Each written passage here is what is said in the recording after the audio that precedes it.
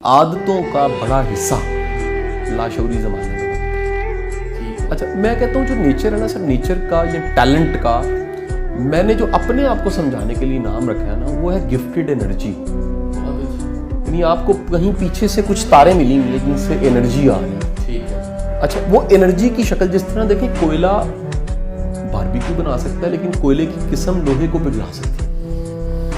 वो एनर्जी की शक्ल है, एक ही एनर्जी है जो बल्ब जलाती है। वही एनर्जी इतना बड़ा टरबाइन और कितनी मशीनें चल जाती हैं उसकी। एक छोटा सा पंप है जो छोटी सी मोटरसाइकिल चला रहा है, सिलेंडर वही बड़ा होता है, V8 जो बड़ी गाड़ी चल रही होती है। तो एक पीछे से पैदाइशी एनर्जी है जो कहीं ना कहीं कुछ चीज़ों को ज़्यादा सपोर्ट करती है, कई चीज़ों को सपोर्ट नहीं करती। लाशौरी ज़माने में कहीं ना कहीं हमें भी नहीं पता होता हमारी आदतें बन रही हैं।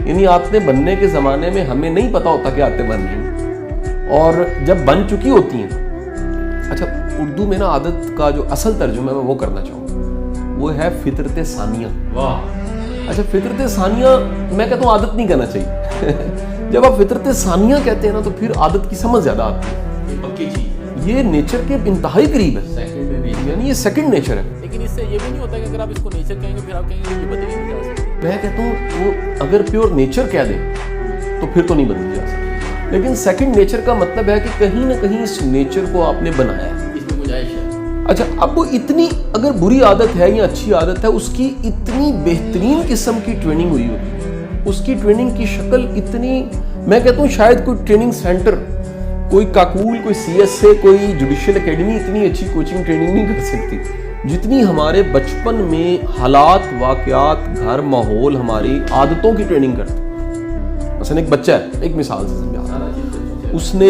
चीज़ तोड़ी, पहली बार टूटी, उससे टूट गई। उसके वालिद ने कहा किसने तोड़ी? उसने सच बोल दिया, उसने कहा मैंने तोड़ी है। उसको एक रशन के वर्ड के साथ एक चपेट लग जाती।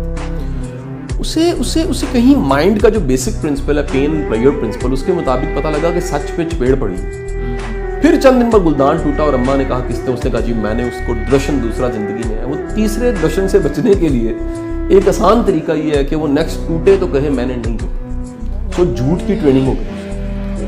अब एक बड़ा जो सेट है सर आदतों का, वो लाशौरी जमाने में बना होता है। मेरा उमर रियाज साहब ये थीसिस है, गलत हो सकता है, इसको कोई चैलेंज कर दे, कोई हर्ज नहीं, मेरा वैसे थीसिस है।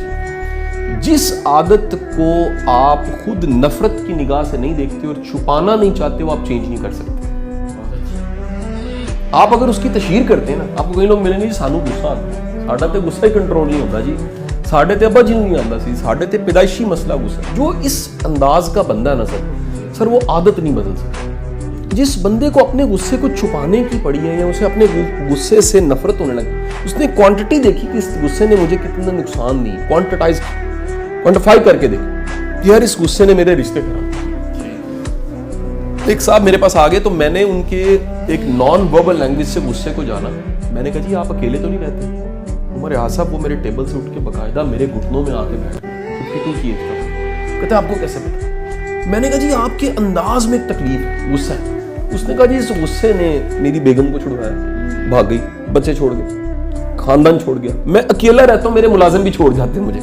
वजह क्या है? उस गुस्से से उसने इतना नुकसान किया। जब भी अपनी किसी बुरी आदत का आप अंजाम, नतीजे, नताइज देखते हैं तो उसे छोड़ना आसान हो जाता है, क्योंकि आपको पता लगता है इससे मुझे हुआ नुकसान। इंसान सर नफा नहीं छोड़ता और नुकसान लेना नहीं चाहता। प्रॉब्लम ये है कि आदत इतनी स्पॉन्टेनियस होती है कि आपका ये एहसास कि मुझे नुकसान हो रहा है, ये एहसास खत्म हो जाता है।